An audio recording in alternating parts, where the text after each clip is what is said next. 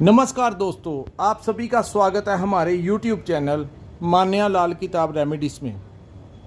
आज मैं आपके साथ बात करने जा रहा हूं धनु राशि के बारे में और आज का मुख्य टॉपिक होगा देव गुरु बृहस्पति का गोचर, जो कि 1 मई 2024 से लेकर 14 मई 2025 यानी कि पूरा एक वर्ष जो है वो वृषभ राशि में होने जा रहा है। लेकिन इस गोचर का धनु राशि के ऊपर क्या प्रभाव पड़ेगा, आज की वीडियो इसी के ऊपर हमने बनाई है। सो दोस्तों, ये जो वीडियो है ये बहुत इम्पोर्टेंट वीडियो है, क्योंकि आज का जो गोचर है, गुरु का गोचर, सबसे पहले समझने की बात है कि देवगुरु बृहस्पति क्या हैं। दोस्तों, सभी नक्षत्र, सभी देवी देवता जिनको गुरु मानते हैं, जिनको गुरु की उपाधि मिली हुई है, आप सोच सकते हैं कि उनके पास कितना बड़ा अधिकार क्षेत्र हो सकता है। जिन जातकों की अपनी कुंडली नहीं होती, जब उनका जन्म हुआ था तो जब उनके दादा जीवित थे या उन्होंने अपने दादा की जो सेहत थी, हेल्थ थी, वो अच्छी थी, तो इसका मतलब उनके गुरु बृहस्पति मजबूत हैं।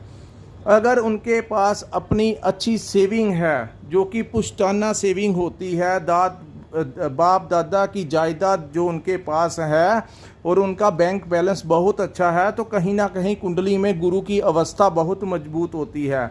लेकिन दोस्तों, धन के स्वामी जो गुरुदेव बृहस्पति हैं, इसके अलावा जिन लोगों के पास किसी भी चीज़ की एक डीपली नॉलेज होती है, एक नॉलेज होती है जो हमें किताबों से मिलती है, एक हम किसी से सुनते हैं, लेकिन कई बार आपने समाज में कुछ ऐसे लोग भी देखे होंगे, कुछ लोगों की बातें सुनी होगी, जिनको सुनकर आपके मन से बात निकलती है कि ये लोग गॉड गिफ्टेड हैं। इतनी नॉलेज इनके पास, ज्ञान का भंडार है कि आप उसकी बातों में आप आकर्षित हो जाते हैं। तो कहीं ना कहीं उनकी कुंडली में भी गुरु की जो स्थिति होती है वो बहुत मजबूत होती है।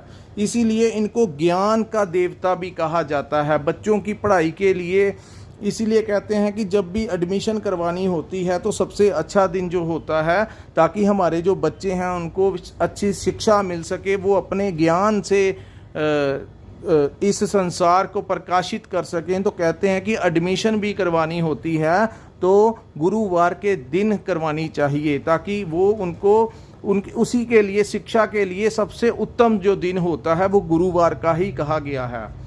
सो दोस्तों, हम शुरू करते हैं। जो सामने कुंडली मैंने बनाई है ये चंद्र राशि के ऊपर आधारित है, जहां पर 9 नंबर लिखा है और धनु राशि लिखी हुई है। दोस्तों, चंद्र राशि की बहुत बड़ी महत्वपूर्ण जो गोचर होते हैं, इनका असर जो होता है हमारी ज़िंदगी में दिखाई देता है। लगन कुंडली की अपनी अहमियत होती है, लेकिन चंद्र राशि के हिसाब से जैसे जैसे ग्रहों का गोचर होता है, वैसे वैसे हमारे ऊपर जो इनके जो एनर्जी पड़ती है ग्रहों की, वो हमारे लिए कहीं ना कहीं हमारी ज़िंदगी में वैसा होता हुआ प्रतीत होता है। सो चंद्र राशि के हिसाब से किस भाव में ये गोचर होगा और आपके लिए ये कैसा रहने वाला है, आज का टॉपिक इसी के ऊपर है। सो दोस्तों, ज़्यादा समय ना लगाते हुए हम शुरू करते हैं।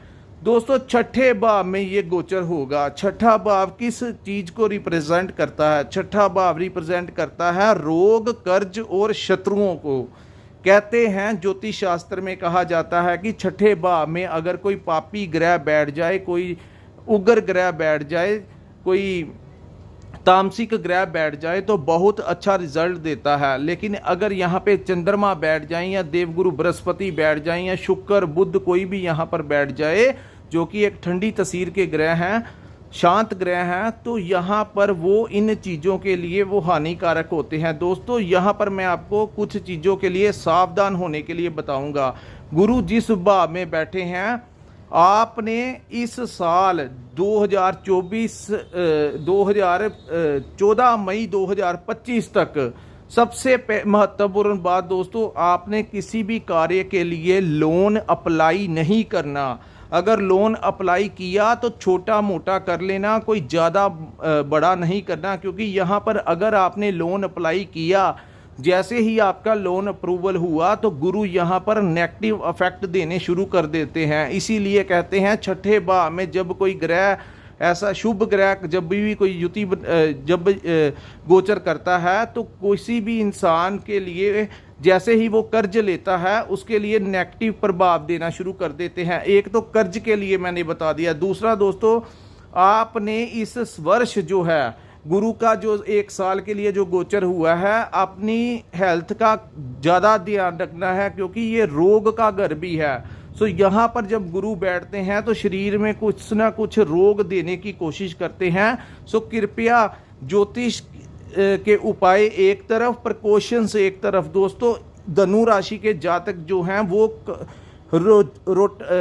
रोजाना थोड़ी सी एक्सरसाइज अपनी जरूर कीजिए, चाहे वॉक कीजिए, अगर वॉक कर सकते हैं वॉक कीजिए, योगा कर सकते हैं योगा कीजिए, अगर कोई अपना जिम जा सकते हैं तो जिम जाइए ताकि शरीर आपका एक्टिव रहे और किसी भी प्रकार का रोग जो होगा वो पनपने मत देना अपने शरीर में। इसलिए व्यायाम बहुत ज़्यादा ज़रूरी है। तीसरी बात दोस्तों, अगर आप व्यापार करते हैं, अगर आप नौकरी करते हैं तो वहाँ पर भी आप देखेंगे कि आपके जो शत्रु हैं, जो राइवल्स हैं, वो आपके समक्ष आ जाएंगे। कोलीग्स में भी आपकी डिस्टर्बेंस क्रिएट करने की कोशिश करेंगे।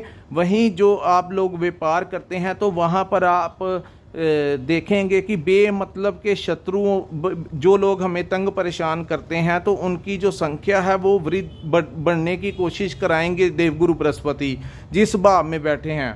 लेकिन दोस्तों, अगर इस भाव में बैठकर ये डिस्टर्बेंस करेंगे तो यहाँ से 3 मुख्य दृष्टियां होंगी जिनको बहुत ज़्यादा प्रभावित करेंगे। सबसे पहले 5वीं दृष्टि की बात करते हैं, जो कि केतु आपके कर्म स्थान में बैठे हुए हैं। तो केतु के ऊपर इनकी 5वीं दृष्टि जाएगी, जिससे जो कर्म स्थान के ऊपर डिस्टर्बेंस चली हुई थी किसी ना किसी बात को लेकर, अब वो थोड़ी सी रुकेगी। क्योंकि कहा जाता है कि गुरु कारक बन जाते हैं कुछ भावों के अंदर जाकर, और लेकिन वहाँ से जब जिन भावों के ऊपर दृष्टियाँ डालते हैं उन भावों को भी बहुत ज़्यादा प्रभावित करते हैं। सो कर्म स्थान के ऊपर जो दृष्टि जाएगी, सो वहाँ से आपका कुछ ना कुछ जो अनबन चल रही थी, प्रॉब्लम्स चल रही थी, वहाँ अब केतु की जो डिस्टर्बेंस होगी उसको कुछ ना कुछ लगाम डालने की कोशिश करेंगे, क्योंकि गुरु की दृष्टि सीधी केतु के ऊपर पड़ेगी। दोस्तों, दूसरी दृष्टि जो है, जो कि मुख्य दृष्टि है, 7वीं दृष्टि, जो सीधी सीधी आपके 12वें भाव के ऊपर पड़ेगी। दोस्तों, 12वां भाव क्या रिप्रेजेंट करता है? आप अपनी रोजाना रूटीन लाइफ से आप कहीं बाहर फॉरेन ट्रैवल कर सकते हैं, अपनी जगह में रिप्लेसमेंट कर सकते हैं, रोजी रोटी के लिए आप प्रस्थान कर सकते हैं, किसी दूसरी जगह पर जा सकते हैं।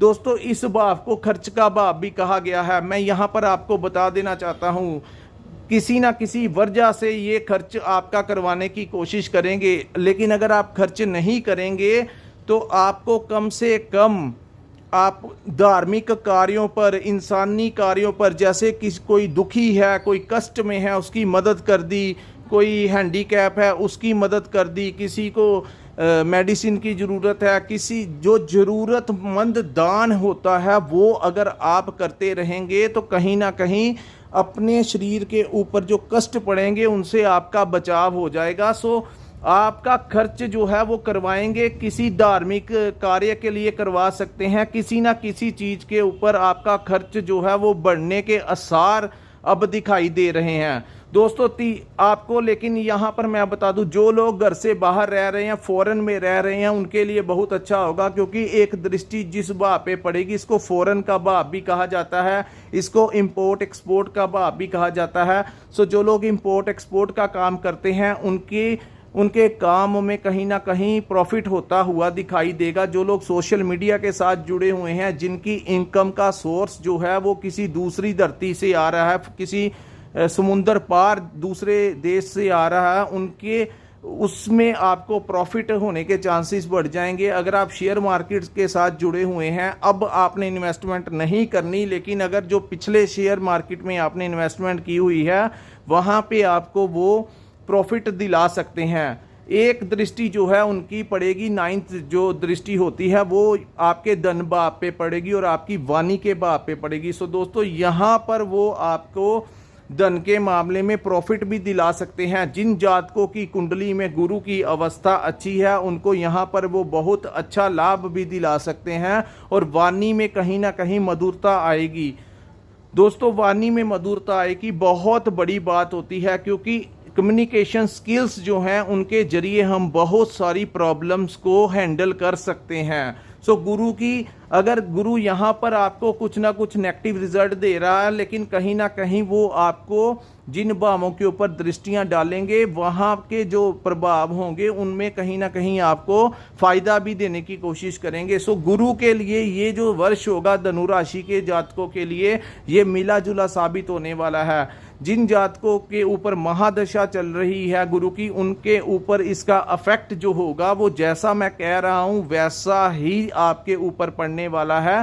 सो कुछ चीज़ों का जो मैंने ध्यान रखने के लिए कहा है, आपने उन चीज़ों में अपना ध्यान रखना है, प्रिकॉशंस यूज़ करनी है, डेली एक्सरसाइज करनी है और कर्ज नहीं लेना किसी भी हालत में, नहीं तो वो इंटरेस्ट के साथ इतना बढ़ जाएगा कि आपको EMI चुकाने में बहुत ज़्यादा तकलीफ होगी और आप वहीं गुरु को नकारात्मक तरीके से एक्टिवेट कर लेंगे। जैसे ही आपने कर्ज लिया आपका जो टाइम होगा वो पॉजिटिव से नेगेटिव होने में समय नहीं लगाएगा। सो किसी भी हालत में पैसे लेन देन नहीं करना, कर्ज का पैसा नहीं लेके आना अपने घर में, चाहे वो वाहन के लिए हो, चाहे वो घर के लोन के लिए हो। आपका बहुत दिल करेगा कि कर्ज के सहारे जिंदगी को आगे बढ़ाया जाए, लेकिन हमारा वीडियो डालने का मतलब यही है कि आपको संभाल के रखना कि अपने समय पे आप संभल जाएं, अन्यथा प्रॉब्लम क्रिएट करने में टाइम नहीं लगेगा। सो दोस्तों अगर आपको हमारा ये वीडियो अच्छा लगा हो तो हमारे चैनल को लाइक और सब्सक्राइब जरूर करना और नीचे कमेंट सेक्शन में ज़रूर बताना कि आपको वीडियो कैसा लगा। जब आप कमेंट करते हैं तो हमारे अंदर भी एक हौसला आता है कि हमने आपके लिए इतनी मेहनत की है और आप जब कमेंट करते हैं तो हमें हमारी मेहनत का फल मिल जाता है।